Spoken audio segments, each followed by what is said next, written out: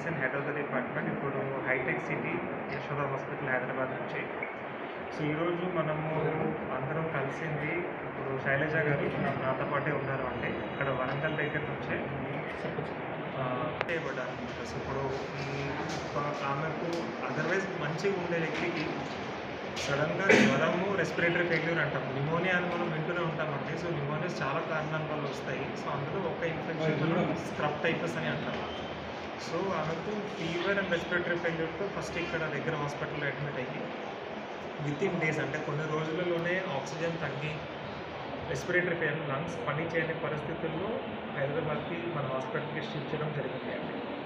So ఆమె మన దగ్గర వచ్చినప్పటికీ ఆమె కండిషన్ ఎలా ఉండింది అంటే బాడీలో ఉన్న ఏ ఒక్క ఆర్గన్ కూడా సరిగ్గా పని చేయకుండా ఉన్న సిచ్యువేషన్.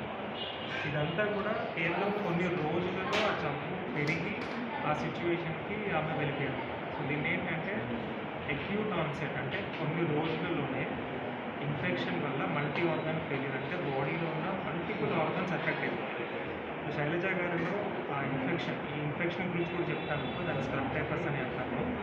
సో స్క్రబ్ టైఫస్ వలన నిమోనియా వచ్చి లంగ్స్ పని చేయక బాడీలో ఆక్సిజన్ వెళ్ళలేనటువంటి పరిస్థితి, ఆయాసం.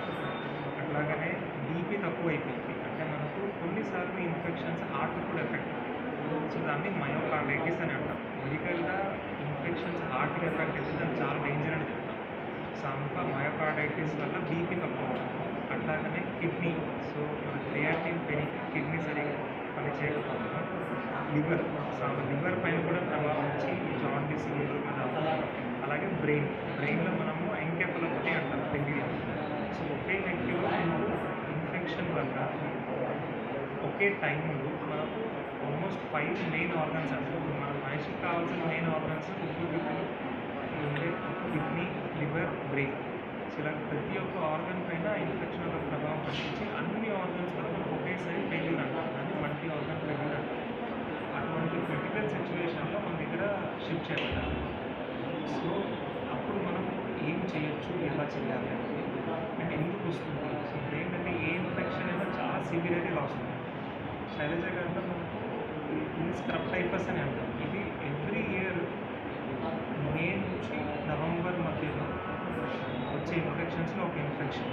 ఇది ఒక రకమైన పురుగు, మైట్స్ అని అంటాము.